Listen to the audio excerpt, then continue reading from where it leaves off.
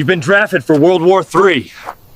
Is there Wi-Fi in the trenches? Have you noticed how it always feels the same?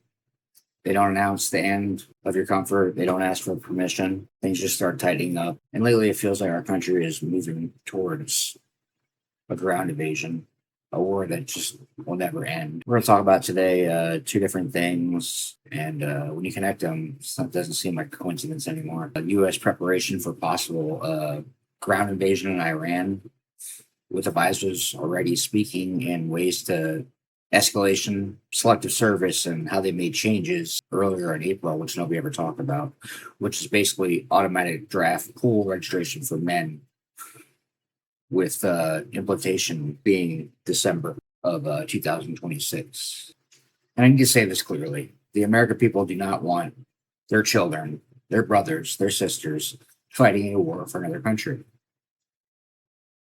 let alone a possibility of a draft and people over there fighting a war that are forced into it. It would be different if we were protecting our own country. But this doesn't feel like defense.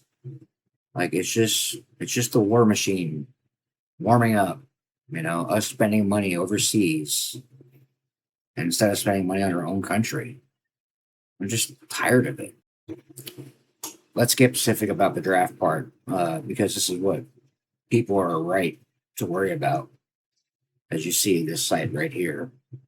According to the source summary, the Selective Service System has submitted a plan to automatically register eligible men 18 to 26 into the military draft pool by December 2026. And the reason people are paying attention isn't because it's just some vague idea. It's tied into 2026 National Defense Authorization Act, signed in December of last year.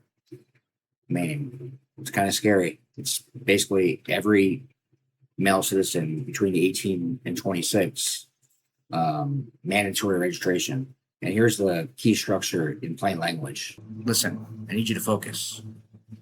Hit that like button, subscribe, comment. It's a free way to support the channel. God bless. The SSS would use federal databases, including things like Social Security records, eligible men within about 30 days of their 18th birthday. Men can still register voluntary until the age of 26. It affects male citizens, immigrants aged 18 to 25, based on the summary that I've read. I mean, women remain ineligible for the draft, so they're not up for part of it, So, I mean, I guess that's one positive thing we could take out of it, if that's positive at all. I mean, I'm not saying there's going to be a draft tomorrow, but it's a pipeline being built. Like, these things are being set. And they don't get built for peace. They get built for, like, preparation for something. If you know anything about Iran, you're going to need a lot of troops to invade there. Now, here's what people keep getting told. Don't panic. It's just registration. But we thought we were never going to go into a draft. I mean, sure, registration isn't the same thing as boots on the ground. But if you've ever been told or been around real world planning, you know how it works. You don't build the door and pretend you didn't plan for the house to be used. Registration is preparation. And when preparation comes while war talk escalates, it's got to hit a nerve for everyone. Connor McDuff? Yeah?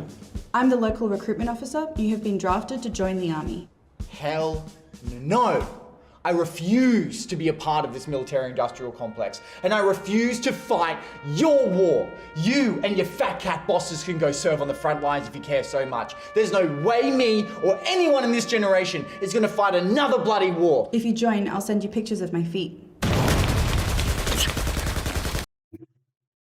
It also points out compliance matters, or penalties exist for non-registration, felony level consequences, loss of federal benefits, issues getting a job in the future. I mean, this could put something negative on your resume that could help or hurt you. From getting a job. Man, it's just, if we're connecting the dots, You know the war rhetoric is heating up. The system that feeds manpower is being tightened, and regular families are expected to just accept it. That's not patriotism. That's being managed. They don't even care what public opinion is anymore. The U.S. plans to roll out a system by December that automatically registers young men under the age of 26 for the military draft. The idea is gaining fresh attention online. President Trump signed the National Defense Authorization Act, which includes this provision last December. Now let's talk about Iran. The U.S., they've been hinting around it for months, which is basically usually how it works. They kind of start to introduce it to you, start asking the question, and it becomes more of a talking point, and it becomes something normal, and we start accepting it. It's just the way propaganda works. And when you got closest advisors already talking about it, whether every detail pans out or not, the pattern matters. Because when officials and advisors talk about escalation as a realistic next step, it changes the tone of everything. Budgets, planning, manpower, readiness, even deadlines. And here's the truth Americans live with. We don't experience war as strategy. We experience them as a tragedy. Well, at least I do. The ground invasion is not a TV segment. It's hospitals, it's funerals, it's parents staring at phone calls that never come back. So when Americans hear prepare automatic registration, and they also hear Iran could become a ground operation, they don't hear security. They hear, we're not asking your consent. We're just getting you ready for you to send your children. And that's not what we want to do. And another reality that people seem to ignore is how dangerous it is to go into Iran, the mountainous terrain. Iran includes a lot of mountainous regions, elevation changes, ridges, narrow routes, difficult movement, invisibility issues. In that kind of environment, what sounds like a clean plan on paper, exposure is real life. Like the way they would have to go in is a certain little area through Afghanistan, and it's basically in between two mountains, and people would be sitting ducks. And what are we going to do? Are we sending, are we going to draft 250,000 people to go out there to lead the front line? I'm